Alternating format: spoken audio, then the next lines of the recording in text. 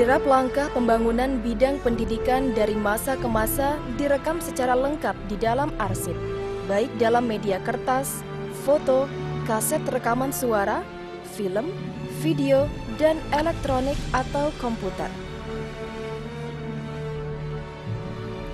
Pembinaan dan pengendalian pengelolaan arsip di lingkungan Depdiknas menjadi tanggung jawab Biro Umum.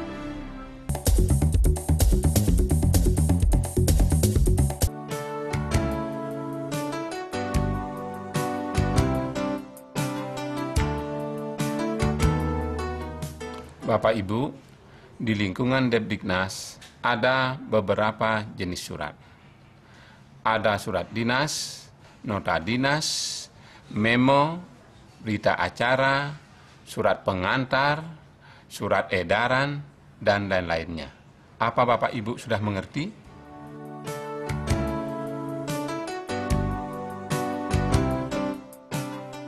Bagaimana Mbak Tina ini? Membuat surat itu harus memperhatikan format dan susunan. Semua itu harus standar dan sesuai dengan Permendiknas nomor 42 tahun 2006 tentang tata persuratan di lingkungan departemen. Apakah Mbak Tina sudah pernah membaca Permendiknas tersebut? Belum Pak, mohon maaf Pak, belum. Untuk itu tolong dipelajari secara cermat Permendiknas ini supaya tidak ada kesalahan kedua kali tentang pembuatan surat dinas.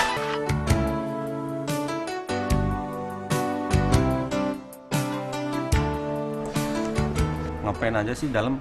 Kok lama banget? Aku kan mau minta tanda tangan surat ini. Ya, minta tanda tangan surat kan? Iya. Suratnya sudah benar belum menurut Permen 42? Kalau belum benar, Bapak nggak mau tanda tangan loh. Jelas dong, sudah sesuai. Oh iya. Surat dinas harus memenuhi kriteria legal dan formal, tanpa meninggalkan aspek estetika. Surat dinas harus diautentikasi melalui tanda tangan pejabat yang berwenang. Untuk kepentingan pengelolaan arsip yang benar, setiap surat harus diberi nomor, kode unit kerja, dan kode klasifikasi, serta tanggal surat.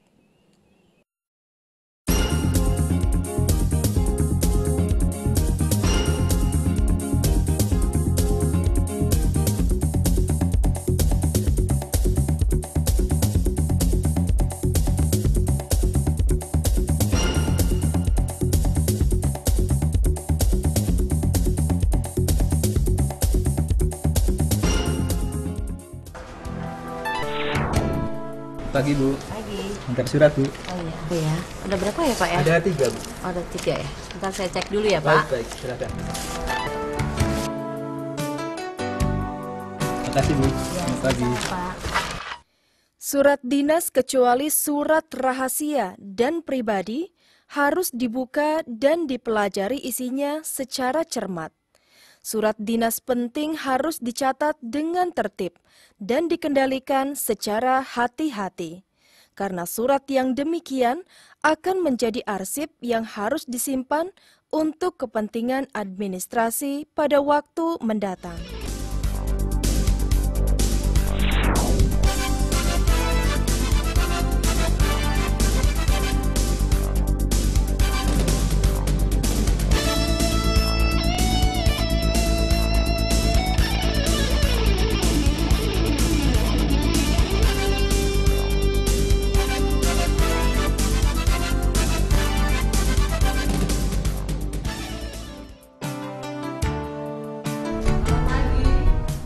Selamat pagi.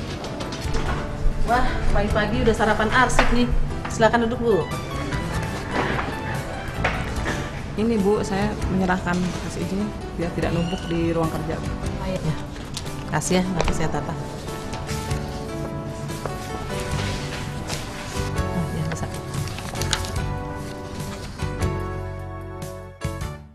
Arsip aktif adalah arsip yang masih sering digunakan untuk mendukung administrasi sehari-hari.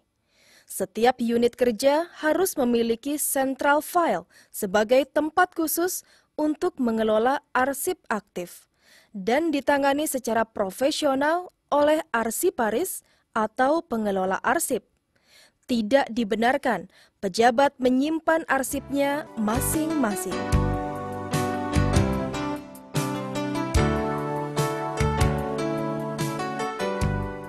Oh, jadi dalam memberkaskan arsip itu harus sesuai dengan pola klasifikasi ya, Pak? Wah, kayaknya agak rumit nih, Pak. Loh, tidak rumit kok, Bu. Yang penting Ibu harus memahami tugas dan fungsi Depdiknas, karena pola itu disusun berdasarkan tugas dan fungsi.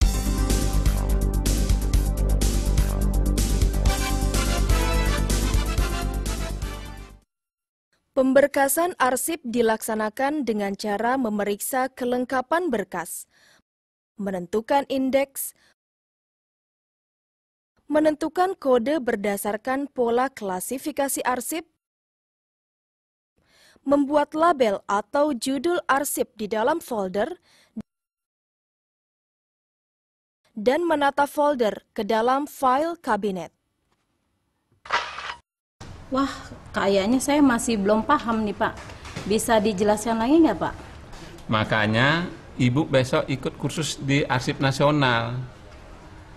Sekalian jadi arsiparis. Enak loh, dapat tunjangan fungsional. Iya, Pak, saya mau. Cuman saya masih belum paham tentang pemberkasan arsip dan pola klasifikasi, Pak. Begini, Bu.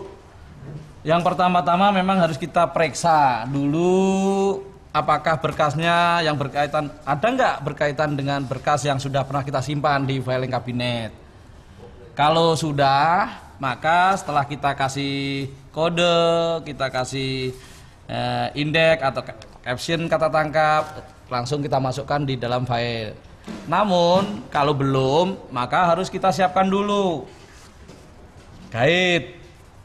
Nah, ini adalah guide pertama. Di samping itu juga kita siapkan dengan guide kedua.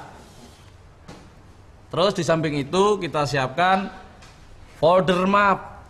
Nah, kebetulan ini ada arsip mengenai kepegawaian, arsip cuti. Nah, kalau kita lihat ada cuti, maka kita buka pola klasifikasinya. Ini pola klasifikasinya, kita lihat cuti. Ternyata cuti itu masuk dalam kelompok kepegawaian atau KP.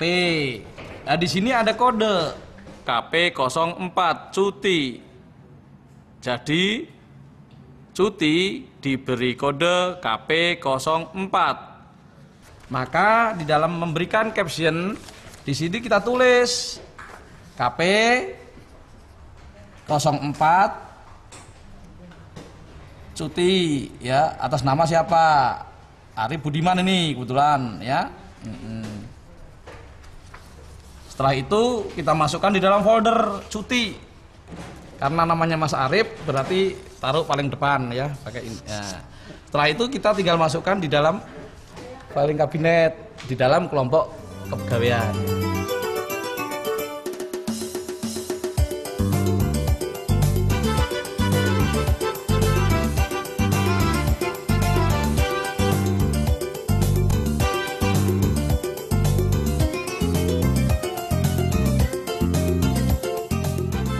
Pak, arsip di central file sudah waktunya kita pindahkan ke pusat arsip.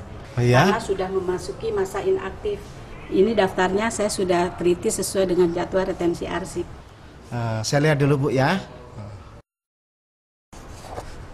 Oh, ini arsip dari bagian perencanaan dan penganggaran ya? Iya. Tolong dibuatkan nota dinasnya kepada Kepala Bagian Perencanaan dan Penganggaran. Kita minta persetujuan dulu sebelum arsip ini dipindahkan ke pusat arsip. Baik.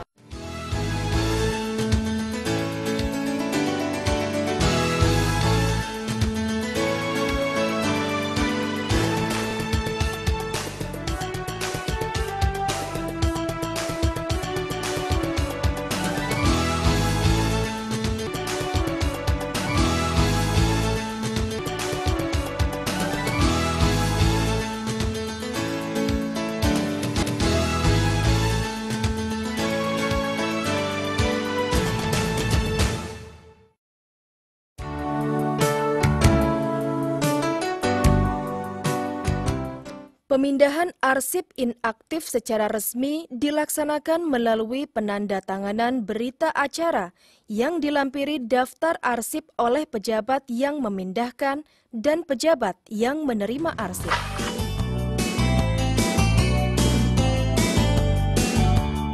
Pusat Arsip Depdiknas merupakan ruangan khusus yang digunakan untuk mengelola arsip inaktif di lingkungan Depdiknas. Arsip inaktif adalah arsip dinamis yang frekuensi penggunaannya sudah menurun dan digunakan sebagai referensi dalam melaksanakan tugas dan fungsi. Wah, berat. Ini disimpan di mana ya, Pak? Dari unit apa? Oh, dari pusat bahasa itu loh, di rak nomor 5. Menata blok arsip pertama-tama didasarkan pada asal unit kerja. Mengapa bisa begitu, Pak? Ya, supaya mudah mencarinya kembali. Kalau terkelompok per unit kerja kan mudah, karena arsip disimpan sesuai couplingnya masing-masing. Oh, begitu.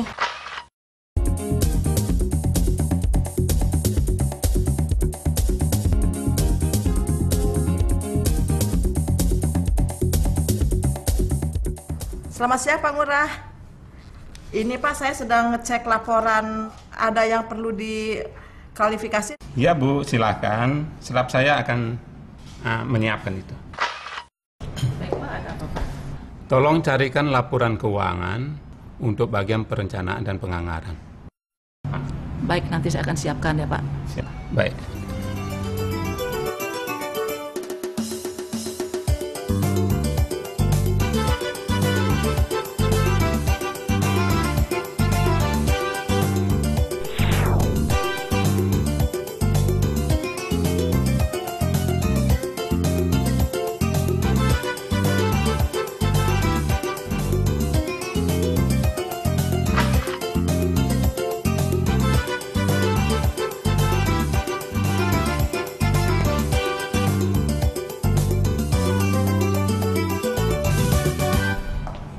Mbak Yus, Iya Bu. aku disuruh Wifa ke sini. Pak Ngurah udah ditelepon tadi. Sudah ngambil itu laporan keuangan. Oh iya. Udah, saya siapkan. Coba Ibu lihat dulu. Betul atau enggak. Udah ya? Tolong mana ke sini sebagai bukti penunjang.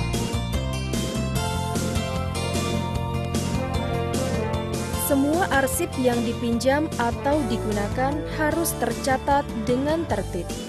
Setelah waktu peminjaman selesai, arsip harus segera dikembalikan ke tempat semula.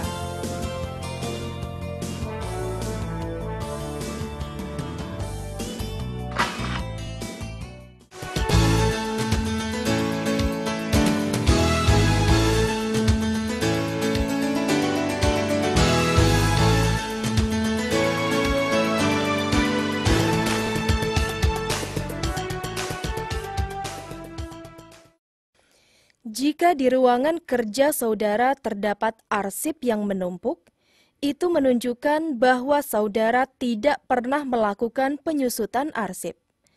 Penyusutan arsip harus dilakukan secara teratur berdasarkan jadwal retensi arsip dan dilaksanakan dengan prosedur yang benar. Wah, ini kok arsipnya numpuk begini, Bu? Apa tidak pernah disusutkan ya? Iya Pak, kami bingung bagaimana cara menangani hal ini. Nah, ini harus dilakukan penyusutan segera. Bisa dipindahkan karena sudah inaktif. Atau diserahkan ke Arsip Nasional Republik Indonesia sebagai arsip yang bernilai sejarah. Atau bisa dimusnahkan karena sudah tidak berguna lagi. Nah, untuk melakukan itu semua, kita harus berdasarkan jadwal retensi arsip. Jadwal retensi arsip.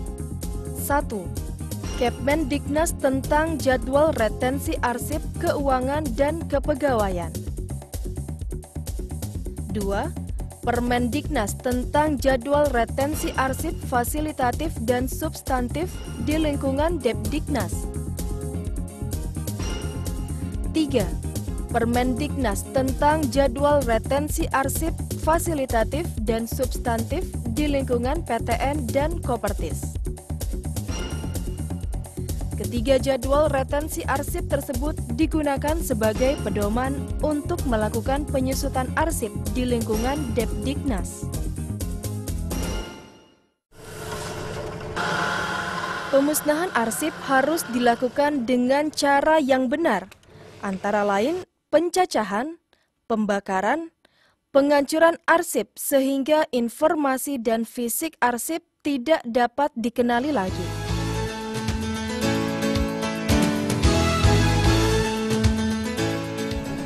Tolong Bapak Ibu persiapkan kegiatan pemusnahan arsip yang ada di ruang Ibu Tati. Apakah Bapak Ibu tahu prosedurnya belum? Iya Pak, tapi mohon Bapak jelaskan lagi supaya kami lebih paham lagi. Baiklah, pemusnahan arsip harus dilakukan dengan prosedur yang benar.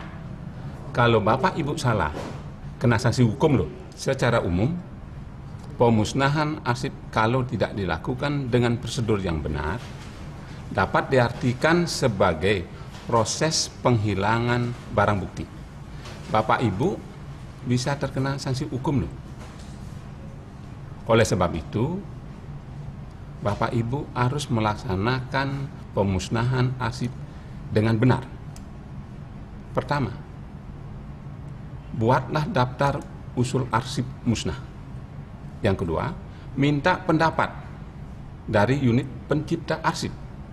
Yang tiga, minta persetujuan pimpinan atau pejabat yang berwenang. Kalau sudah disetujui, buatkan berita acara untuk pemusnahan dan daftar arsip yang akan dimusnahkan dengan cara dibakar, dibubur, dicacah, atau dengan cara lain. Nah, ini harus disaksikan minimal oleh 2 pejabat yang berwenang di bidang hukum dan pengawasan.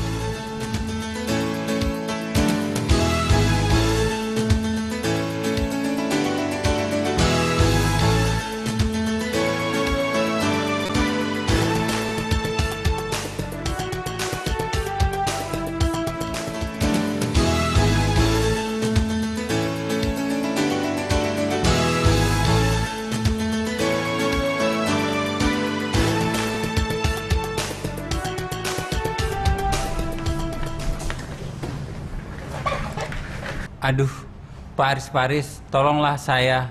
Tolong ya, pinjam arsip bukti pembelian tanah di daerah Jakarta Barat tahun 2001.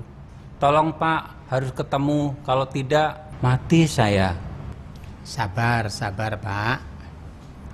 Tolong Bapak isi formulir peminjaman arsip ini dulu.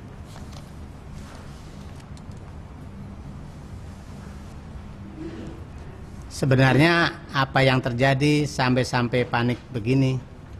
Iya Pak, kami kemarin menerima gugatan dari masyarakat. Kalau nggak ketemu, runyam nih. Insya Allah arsipnya ada kok Pak. Untuk arsip semacam itu disebut sebagai arsip vital, karena merupakan bukti kepemilikan atas tanah tersebut. Nah, untuk arsip vital seperti sertifikat tanah atau bukti jual beli tanah, kita simpan di brankas atau di lemari besi tahan api, aman Pak. Syukur, alhamdulillah, syukur. Arsip vital harus disimpan secara hati-hati dalam brankas atau lemari tahan api. Arsip vital harus dilindungi secara maksimal sehingga tidak mengalami kerusakan atau kehancuran karena adanya bencana.